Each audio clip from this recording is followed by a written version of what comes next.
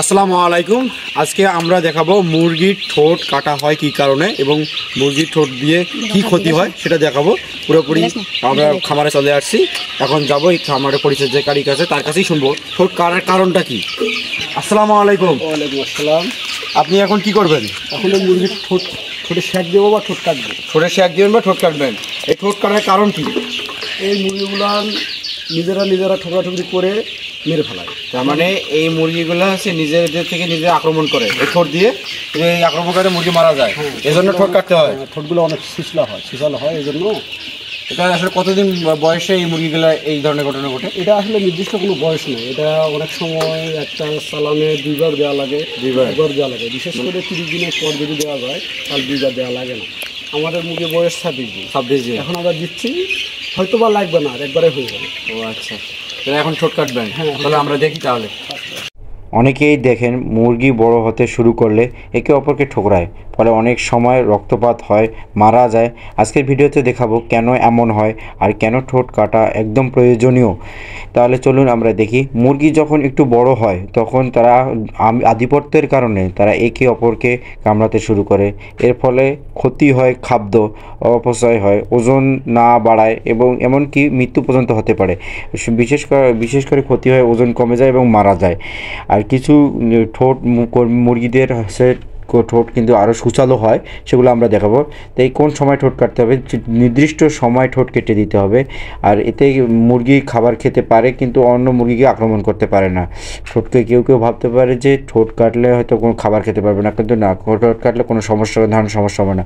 আর কোন সময় কাটবেন, সাধারণত কিছু 8 থেকে 10 দিন বয়সে প্রথমবার কাটবেন, আর দ্বিতীয়বার হচ্ছে 6 থেকে 7 সপ্তাহের মধ্যে ঠোঁটটা কেটে দিবেন। এরপর হচ্ছে আপনি যে ঠোঁটটা কাটবেন সেই ঠোঁটটা কী পরিবেশে কাটবেন সেটা হতে হবে আপনার সঠিক পরিবেশে ঠোঁট কাটতে হবে এবং জীবাণুনাশক ব্লেড ব্যবহার করতে হবে। আর এরপরে হচ্ছে আপনাকে ঠোঁট কাটার পর 2-3 দিন কী খাদ্য দিবেন সেটা লক্ষ্য রাখতে হবে। নরম খাবার দিতে হবে, আর পানিতে ভিটামিন সি এবং গ্লুকোজ মিশিয়ে দিলে তারা আরও দ্রুত সুস্থ হতে পারে।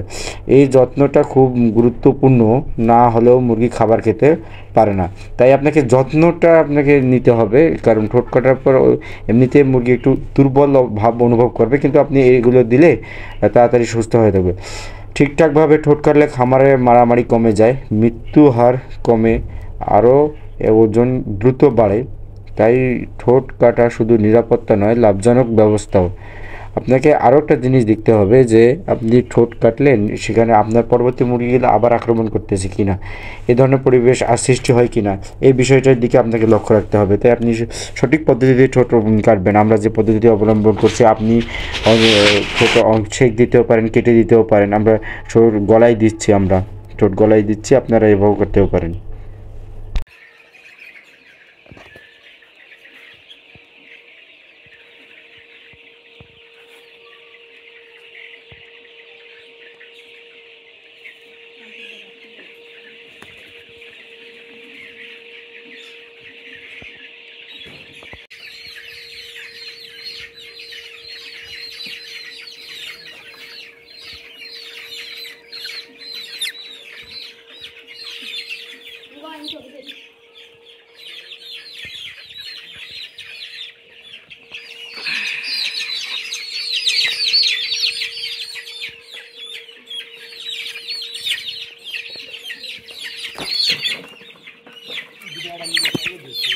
আমরা মুরগির ঠোঁট কাটার যে মেশিন বা ঠোঁট শ্যাক দেওয়ার যে মেশিন, সেই মেশিনে ব্লেড চেঞ্জ করব।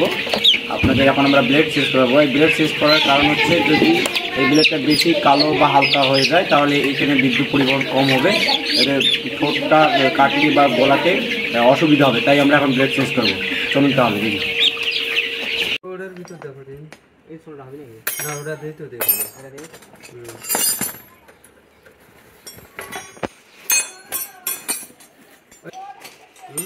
নামবে